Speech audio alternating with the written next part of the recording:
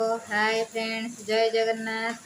चलतु आज बनैबा कांकड़ आलू रे एक सुंदर रेसिपी। देखो फ्रेंड्स, कांकड़ आलूर रेसिपी तैयारी करने पई आमे कांकड़ एबे तेल गरम हो जाइए। कांकड़ आलू को आमे एबे छाणी नबा। देखो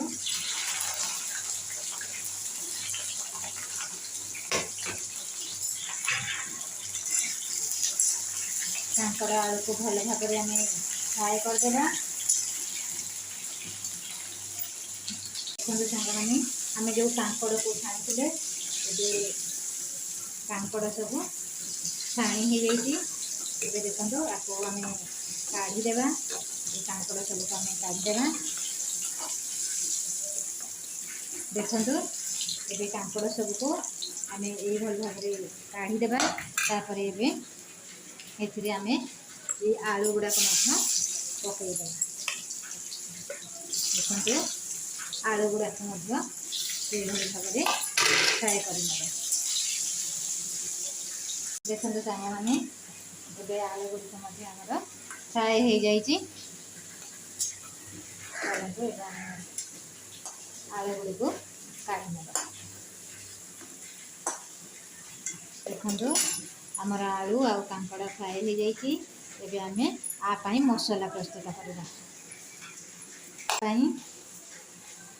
इटा गोटे गोटा मसला अदा रसुण पियाज जीरार गोटे मसला, हलदी गुंड, जीरा लंका गुंड, मसला गुंड, कस्तूरी मेथी, लुण आउ टमाटर ये सब को नहीं आम प्रस्तुत करवा गोटे मसला। आम प्रथम किसी जीरा नेबा। तापर आम से जीरा रे अल्प लंका गुंड पकईदेवा। देखो तापर आम जो बाटी रखी मसला ताकू पकईदेवा। आम ए हलदी गुंड, मसला गुंड आउ कस्तूरी मेथी आउ टमाटर ये सब से प्रस्तुत करदेवा गोटे मसला। देखो ये सब आम प्रस्तुत करदेवा एक सुंदर मसला। तो ये मसला कषि हो जाइए। आम आलू कांकड़ पकईदेवा।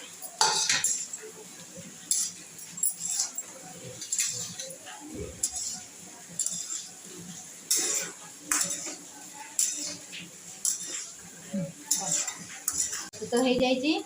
देखो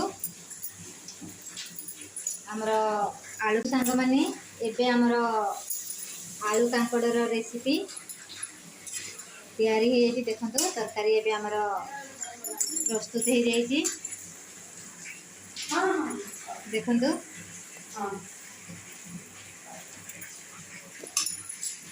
को भाई भाव में देखो आलू कांकड़ तरकारी केमिति लागुची निहाती कमेंट रे जणेबे।